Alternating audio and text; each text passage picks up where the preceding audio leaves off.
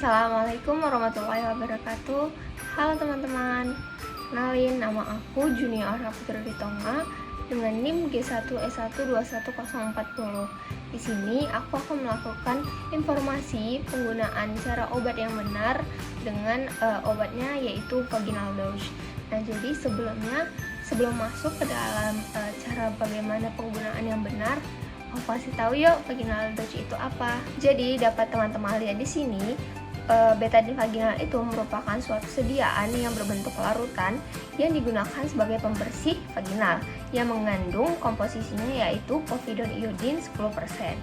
Nah, di mana povidone iodine ini merupakan germisida spektrum luas yang digunakan untuk mengobati vaginitis yang disebabkan oleh kandida trichomonal infeksi non-spesifik atau infeksi campuran, dan juga dapat digunakan sebagai disinfektan pre-operasi vaginal. Nah, indikasi umum dari obat ini atau kegunaan umumnya dapat teman-teman lihat di sini, bahwa obat ini digunakan sebagai disinfektan vagina. Nah, digunakan juga untuk mengobati gejala iritasi ringan, gatal-gatal, keputihan yang disebabkan oleh Trichomonas vaginalis, Candida albicans, dan Gandrella vaginalis. Nah, sekarang masuk ke bagian bagaimana cara menggunakan betadine iodine yang benar untuk sediaan vaginal douche ini. Nah, yang pertama itu teman-teman siapkan dulu alatnya, bisa dibeli di apotik. Nah, kemudian betadine iodine ini ada dua. Betadine vaginal douche ini ada dua bentuk, yaitu yang warna biru dan yang warna ungu.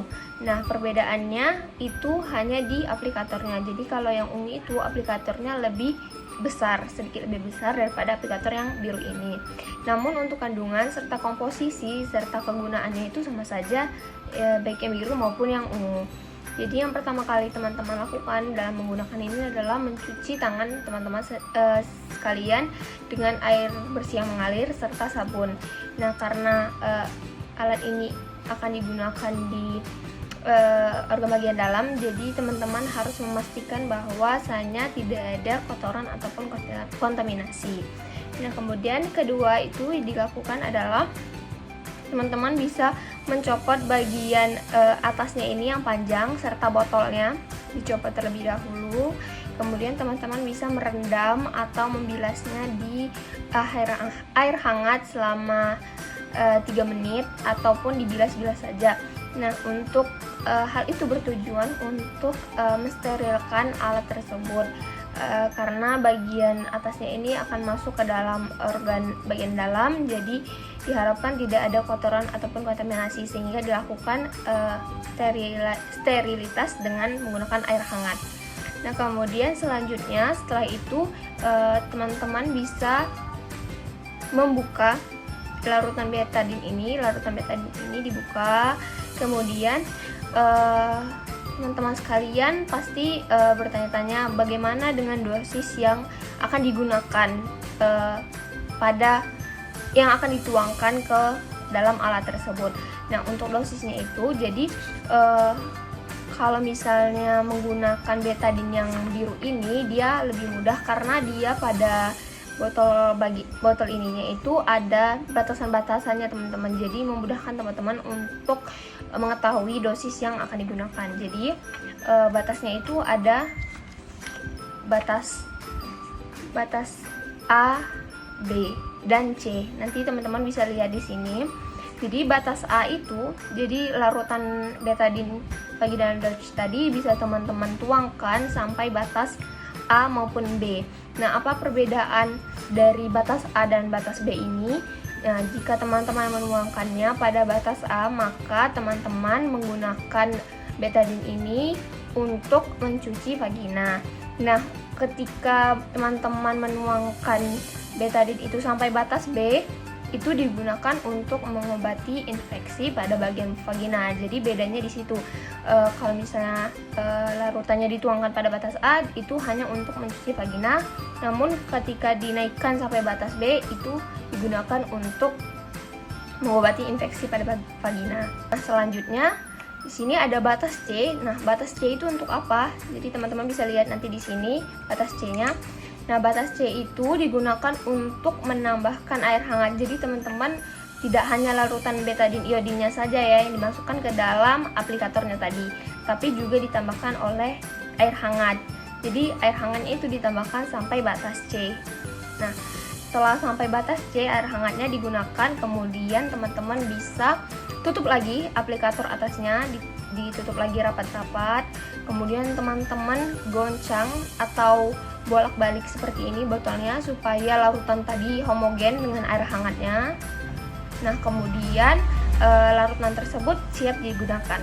Kemudian bagaimana posisi yang benar saat menggunakan betadine vaginal dodge ini? Jadi posisi yang benar itu dapat dilakukan dengan cara berdiri maupun dengan cara duduk, sebebas pasien dan senyaman pasien.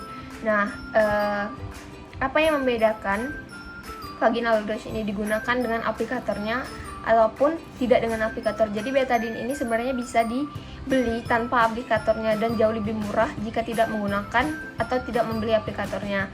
Jadi kalau misalnya betadine ini digunakan tanpa aplikator, berarti kita hanya menggunakan betadine ini sebagai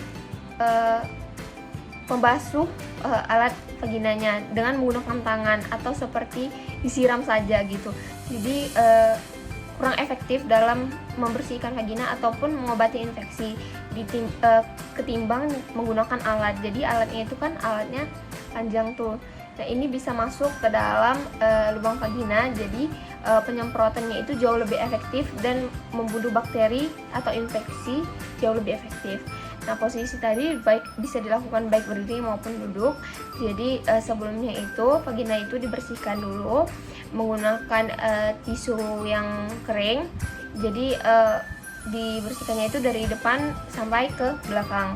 Nah, kemudian posisikan badan. Setelah itu larutan yang tadi sudah siap itu bagian atasnya itu dimasukkan ke dalam lubang vagina sampai hingga dalam untuk memaksimalkan keluarnya cairan ini dengan optimal.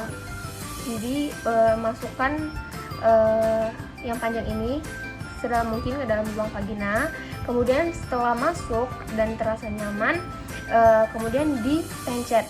Jadi botolnya ini dipencet atau dipijat sampai keluar larutan betadine iodin tadi, sampai keluar cairannya sampai habis.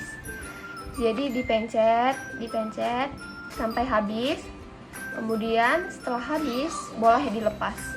Nah, setelah dilepas itu kemudian vagina tadi dibersihkan lagi menggunakan tisu yang kering atau kain dari depan sampai ke belakang untuk menjaga kebersihan dari vagina tersebut. Nah, vaginal dodge ini dapat digunakan 1 kali sehari ataupun 1 sampai 2 kali sehari. Nah, untuk pembersihan secara rutin itu dapat digunakan 1 sampai 2 kali sehari. Namun untuk terapi pengobatan infeksi itu dapat dilakukan 1 kali sehari selama jangka waktu 6 hari. Nah, kemudian vaginal dodge ini dilarang digunakan untuk pasien-pasien yang sedang hamil ataupun sedang menyusui. Kemudian juga ada efek samping yang dihasilkan oleh vaginal dodge ini, yaitu iritasi lokal dan juga sensitif pada area yang digunakan. Jadi ketika teman-teman semua menggunakan vaginal dodge ini dan efek samping ada yang timbul seperti iritasi lokal maupun teman-teman semua sensitif terhadap kandungan bahan ini, kandungan sediaan obat ini, itu dapat dihentikan pemakaiannya, jangan digunakan lagi. Kemudian selain terapi farmakologi yang dapat dilakukan menggunakan vaginal dodge ini, dapat juga dilakukan menggunakan terapi non farmakologi, itu dengan melakukan perawatan terhadap organ kewanitaan dengan cara membersihkan vagina dengan bersih, menggunakan air yang bersih, kemudian tidak menggunakan pakaian dalam yang ketat-ketat, kemudian juga tidak menggunakan pakaian dalam yang lembab. Jadi organ kewanitaan itu terjaga kebersihannya dan minim terkena infeksi dari jamur maupun bakteri. Baiklah, sekian informasi cara penggunaan obat yang benar yakni vaginal dodge yang dapat aku sampaikan. Semoga informasi yang aku berikan tadi dapat membantu teman-teman sekalian dalam menggunakan obat betadine vaginal dodge ini dengan benar dan dapat bermanfaat juga bagi teman-teman. Terima kasih. Wassalamualaikum warahmatullahi wabarakatuh.